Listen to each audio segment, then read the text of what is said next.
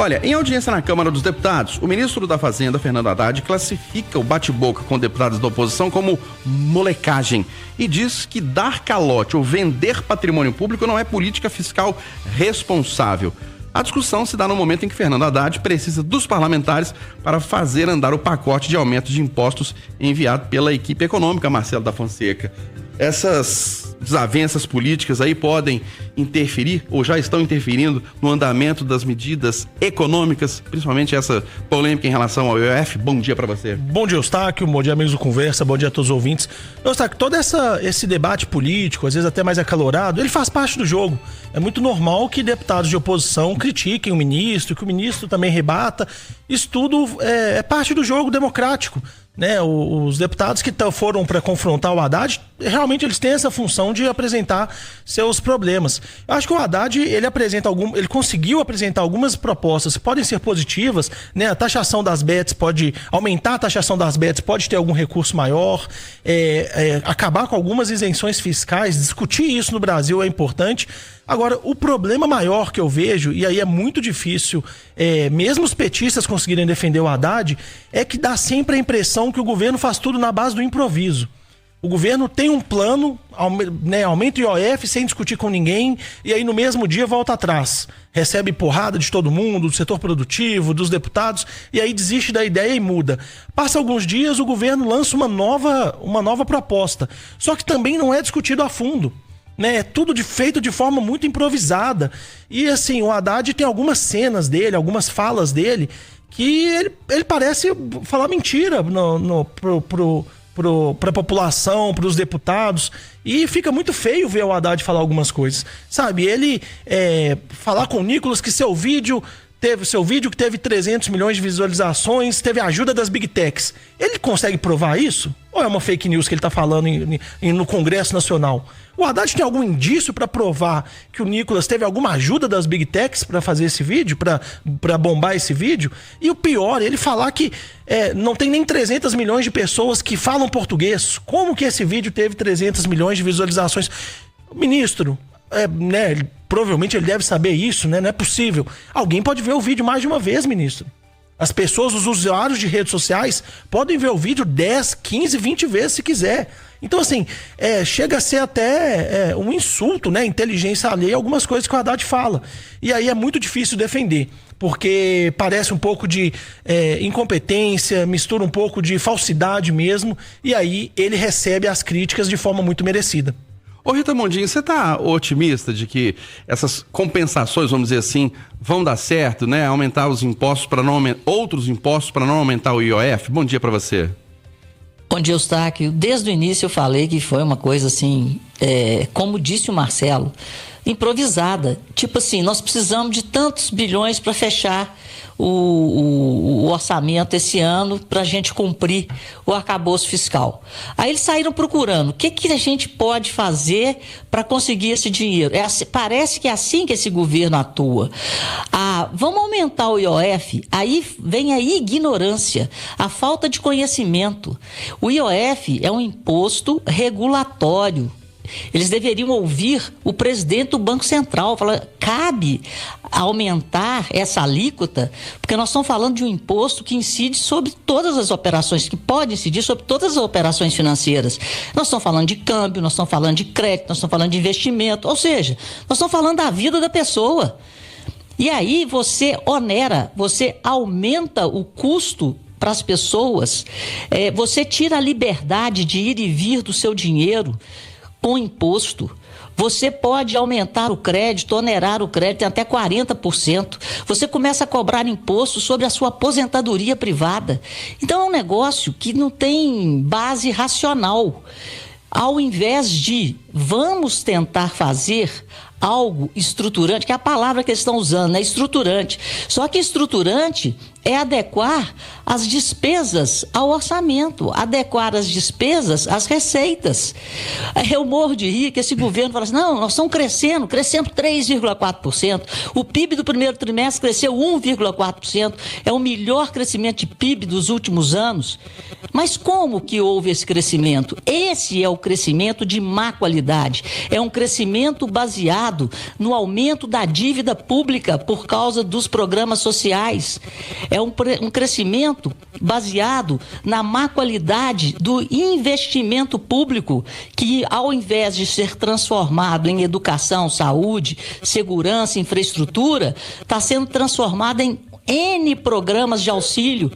E o próprio Haddad falou ontem, falou assim, não, a gente tem que melhorar a qualidade de monitoramento dos cadastros. Quer dizer, o governo admitir que os cadastros dos benefícios sociais não são monitorados de forma correta.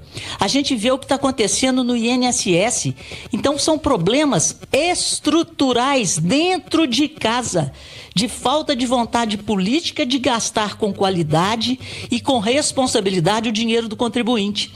Aí vem a grita geral que eles descobrem que o IOF não pode ser usado dessa forma, porque senão eles vão dar um tiro no pé. Eles resolvem taxar, o que não paga imposto? As LCIs, as LCAs, os segmentos incentivados. Se um governo incentivou um dia a construção civil, o agronegócio, a infraestrutura, é porque esses segmentos é que sustentam o crescimento sustentável da economia. Aí vamos taxar o que está dando certo, vamos taxar quem produz, ao invés de corrigir o grande problema do Brasil, que é olhar as despesas e gastar com qualidade, diminuir o número de ministérios, as mordomias, os supersalários, tudo que está errado há anos, mas não. Inclusive as emendas parlamentares. Só existe negociação hoje é porque os parlamentares também têm interesse em verbas para sustentarem as emendas parlamentares. Mas graças a Deus eles estão redescobrindo que são representantes do povo e não simplesmente negociantes do dinheiro do contribuinte com o Poder Executivo. E você, William Travassos, como está analisando toda essa situação? A polêmica é muito grande em relação ao IOF, aí tem bate-boca no Congresso Nacional, aí o governo anuncia que não vai mais aumentar o IOF, mas vai compensar com o aumento de outros impostos. Onde é que nós vamos chegar? Bom dia. Bom dia, Eustáquio, bom dia a bancada, aos ouvintes da Itatiaia. Eu acho que, assim, eu não sei onde nós vamos chegar, eu acho que essa é uma pergunta de $1 milhão, né? Quem conseguir responder isso de forma precisa, mas eu acho que o principal erro ontem, né, e começa com o Rogério Correia, presidente da Comissão de Finanças, que é do partido do Haddad, e que por uma questão de ordem, né, com o pedido dos deputados, ele se atrapalha e ele cancela, né, acho que 50 minutos antes da previsão de término, ele encerra para evitar o que aconteceu com a ministra Marina Silva. Né? Então eu acho que faltou habilidade política, acho que é um erro você ter um presidente da comissão que é do PT e traz um ministro do PT, então eu precisava de alguém ali imparcial, alguém para poder fazer esse meio de campo e fazer a política funcionar. O que acontece é que é difícil você ouvir críticas, né? E quando você ouve uma crítica e chama um deputado de moleque, de falar que é molecagem, aí acabou o respeito. Aí você não vai discutir absolutamente nada. E a falta de habilidade desse presidente da Comissão de Finanças em administrar isso, né? Porque o Jordi pede a palavra e fala o seguinte, eu fui acompanhar ontem, quando eu vi o Haddad falando, falei, pô, isso é importante pra gente, porque a gente vai falar de economia, eu não tinha dúvidas que esse assunto vinha para cá, e fui acompanhar. E aí eu começo a acompanhar e daqui a pouco começo a ver uma troca de farpas, que eu falo assim, gente, vocês estão discutindo o Brasil. O tempo inteiro o Haddad jogando a culpa no governo anterior, se defendendo, dizendo que o hoje é o melhor e que ele está pagando uma conta que é do presidente Jair Bolsonaro e a gente não consegue avançar. Ok, a culpa é dele, por quê? Por causa disso. Aí ele fala assim, os deputados não acompanharam até o final, eles vêm aqui, fazem a molecagem e vão embora. Porque, infelizmente, você tinha, acho que, 3 autoridades em comissões diferentes no mesmo dia. E o deputado vai acompanhando essas comissões. Então ele vai, participa de uma, pula para outra, porque essa correria lá em Brasília. Então, eu acho que ontem faltou maturidade, principalmente do presidente desta comissão, o Rogério Correia, que não teve esse ato político de administrar um conflito de ideias. E a questão em relação ao ministro Fernando Haddad é que ele não fala, né, mesmo pressionado, quando que o governo vai gastar menos, hein, Marcelo da Fonseca? Então, mas nesse ponto, né, WT, aí o Haddad tem toda a razão de ficar, né, de responder, de até de certa forma provocar.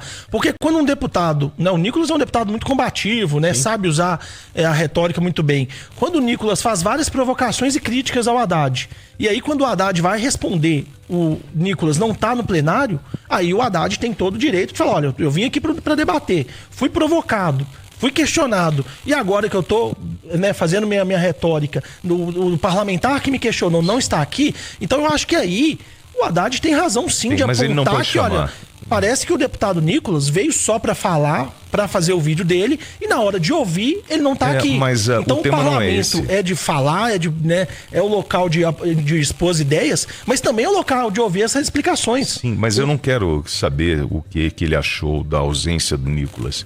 Eu quero que ele fale sobre política econômica.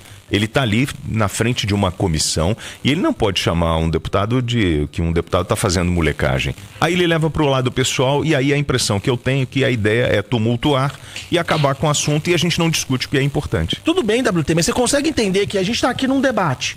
Eu viro e falo que o WT não sabe nada de economia, não sabe nada de política, não conhece Minas Gerais, papapá. Quando volto em você, eu levanto e vou lá para a redação... Deixa a cadeira, você não vai Marcelo. falar, poxa, deixa eu falar pra quem me provocou. Mas qual é o nosso público-alvo?